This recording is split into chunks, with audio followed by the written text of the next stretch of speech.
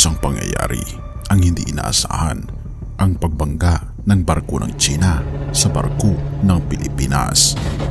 Ano nga ba ang totoong nangyari dito at bakit na ba kontrobersyal ng pangyayaring ito na pwede humantong sa digmaan? Atin itong pag-usapan, mga kaibigan. Binabanggit ng mga Pilipino na ang mga bangka raw ng China ang bumangga sa mga sasakyan ng Pilipinas dahil sa pinagtatalunan na teritoryo sa karagatan. Ika pa sa isang ulat, sinabi ng mga opisyal ng Pilipinas na isang barko ng Chinese Coast Guard kasama ang isang kaakibat na bangka ay bumangga sa isang barko ng Philippine Coast Guard at sa isang supply boat na pinamumunuan ng militar noong Linggo sa isang pinagtatalunang bungkahan. Ang pangyayaring ito ay nagpalala sa pangamba ng isang armed conflict sa pinagtatalunang South China Sea. Ayon sa isang mataas na opisyal sa seguridad ng Pilipinas, walang nasugat ang mga Pilipinong kawani at isinasagawa pa ang pagsusuri ng pinsala sa mga barko. Sinabi ng opisyal na ang dalawang pangyayaring ito malapit sa Second Thomas Shoal, kung saan paulit-ulit na sinusubukang insulahin ng China ang isang posting militar ng Pilipinas, ay maaring mas malala kung hindi agad na nakapag-maneuver ang mga sasakyan palayo sa mga barko ng China. Pumayag ang opisyal na magsalita sa ilalim ng kondisyon ng anonymity dahil wala itong otoridad na magtalakay ng pampublikong usapin. Ang malawakang territorial claims ng China sa South China Sea kasama na ang isla mas malapit sa baybayin ng Pilipinas ay nagdulot ng tensyon at nag-impluwensya ng Estados Unidos, ang pangmatagalang alyansa ng Pilipinas sa alitan. Isinulat ng embahada ng Estados Unidos sa Manila na si Mary Kay Carlson sa ex-dating Twitter na itineksto ng Estados Unidos ang huling panggugulo ng PRC sa isang legal na resupply mission, na itineksto ng Estados Unidos ang huling panggugulo ng PRC sa isang legal resupply mission ng Pilipinas sa Ayungin Shoal na naglalagay sa panganib sa buhay na mga kasapi ng serbisyong Pilipino. Ginamit niya ang mga inisyal para sa opisyal na pangalan ng China, ang People's Republic of China, at ang pangalan na ginagamit ng Pilipinas para sa Second Thomas Shoal. Idinagdag niya na kasama ng Washington ang kanyang mga kalyado upang protektahan ang soberanya ng Pilipinas at suportahan isang malaya at bukas na rehiyon ng Indo-Pacific. Sinabi ng Chinese Coast Guard na nag-trespass ang mga barkong Pilipino sa sinasabing mga karagatan ng China nang walang autorisasyon, sa kabila ng paulit-ulit na babala sa radyo na naging dahilan para pigilan ang kanilang mga barko. Itinuturo ng Chinese Coast Guard ang mga barkong Pilipino na sila daw ang may sala sa pagkakabangga. Labis na nilalabag ng kilos ng panig ng Pilipinas ang mga international daw na patakaran sa pag-iwas ng banggaan sa dagat at nagbabanta sa kaligtasan ng pag-navigate ng kanilang mga sasakyan. Ito pa'y ayon sa pahayag ng Chinese Coast Guard na nakapost sa kanilang website. Sinabi ng otoridad ng China na itinigil nila ang mga barko ng Pilipinas na may dala ng illegal daw na materyales para sa konstruksyon. Sinabi ng isang task force ng gobyerno ng Pilipinas naman na tumutugon sa mga issues sa South China Sea na naganap ang mga banggaan, habang ang dalawang supply boat ng Pilipinas ay ineskortahan ng dalawang barko ng Philippine Coast Guard na patungo sa paghahatid ng pagkain at iba pang mga kagamitan sa posting militar na inilagay sa ilalim ng blokeyo ng China. Sinabi nila na ang mga aksyon ng mga barkong China ay walang galang sa paglabag sa United Nations Charter. Ito ang United Nations Convention on the Law of the Sea at mga international na regulasyon na naglalayon na maiwasan ang mga banggaan sa dagat. Madalas nang mangyari ang mga malapit na banggaan habang nagdadala ng kagamitan ang mga barkong Pilipino para sa mga marino at sundalong Pilipino na nakatalaga sa pinagtatalunang bungkahan.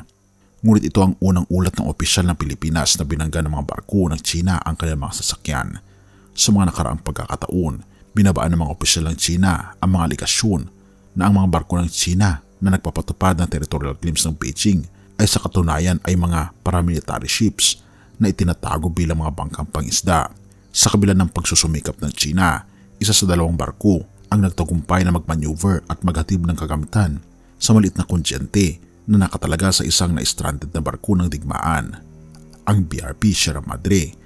Ayon pa sa task force, ang South China Sea ay isa sa pinakamalakas na ruta ng kalakalan sa buong mundo. Kasama dito ang alitan ng China, Pilipinas, Vietnam, Malaysia, Taiwan at Brunei. at ito ay tinuturing na isang sentro ng tensyon sa delikadong alitan ng Estados Unidos at China sa rehiyon. Noong Agosto, ginamit ng isang barko ng Chinese Coast Guard ang isang water cannon laban sa isa sa dalawang supply boat ng Pilipinas upang pigilan ito na lumapit sa Second Thomas Shoal. Ipinakita ito sa Pangulo na walang iba kundi si President Ferdinand Marcos Jr. at nag-udyok sa kagawaran ng ugnayang panlabas sa Maynila na tawagin ang embahador ng China upang ipahayag ang malakas na protesta. Tumugon ang Washington sa pamamagitan ng pagpapalitaw ng babala na sila ay obligadong protektahan ang Pilipinas bilang isang alyansa sa kasunduang militar. Inakusa ng Ministry of Foreign Affairs ng China ang Washington nang nagbabanta sa China sa pamamagitan ng pag-angat ng posibilidad ng pagpapalabas ng kasunduan sa pagtutulungan sa depensa ng Estados Unidos at Pilipinas. Paulit-ulit nang binabala ng Beijing ang Estados Unidos na hindi makialam sa mga alitan tungkol sa teritoryo sa rehiyon. Sinabi ng embahador ng European Union sa Manila na si Luc Ferron na ang mga pangyayari, ang kanilang paulit-ulit na pag-ikot at pag-igting ay mapanganib at labis na nakakabahala. Idinagdag niya na sumusuporta ang EU sa Pilipinas sa kanilang panawagan para sa ganap na pagsunod sa batas internasyonal sa South China Sea. Ang desisyon sa arbitrary noong 2016 na itinatag sa ilalim ng United Nations Convention on the Law of the Sea ay tinuturing na hindi wasto ang mga pahayag ng Beijing ukol sa mga pangkasaysayang basihan sa buong South China Sea. Tinanggihan ng China ang pakikilahok sa arbitrary na hiniling ng Pilipinas. Tinanggihan ang desisyon at patuloy itong lumalabag. At dahil dito mga kaibigan, isang nagpabaga na friksyon ang ginawa ng China sa Pilipinas at pwedeng madamay ang Estados Unidos, ang Taiwan, Brunei at Vietnam dahil sa tumitinding tensyon ng Pilipinas at China. Isaiah 26 verse 3. Panginoon, bigyan niyo ng lubos na kapayapaan ang taong kayo lagi ang iniisip dahil nagtitiwala siya sa inyo. Mga kaibigan, kung tayo lamang ay magtitiwala sa ating Panginoong Diyos, bibigyan niya tayo ng lubos na kapayapaan. Nawa, ang ating Panginoong Diyos ang lagi nating kapitan sa panahon ng ating mga kabiguan, problema at mga pasakit na pinagdaraanan. Purihin ang ating Panginoong Diyos at salamat kaibigan sa iyong panunood. Tayo'y manalangin. Ama naming banal, makapangyarihan naming Diyos, kami po'y lubos na nagpapasalamat sa inyo dahil kayo po Panginoon ang nagbibigay sa amin ng lubos na kapayapaan sa gitna ng kaguluhan sa mundong ito. Salamat Panginoon dahil sa inyo po kami makakaranas ng kaligayahan dahil sa kapayapaan na aming natatamo. Purihin ka o aming Panginoong Diyos at patuloy kaming alagaan, lalong higit ang tumitinding tensyon ng China at ng aming bansa. Patawarin po kami sa lahat ng aming pagkukulang at pagkakasala, pagkat ito ay aming samot hiling sa matamis na pangalan ng aming Panginoong Hesus. Amen.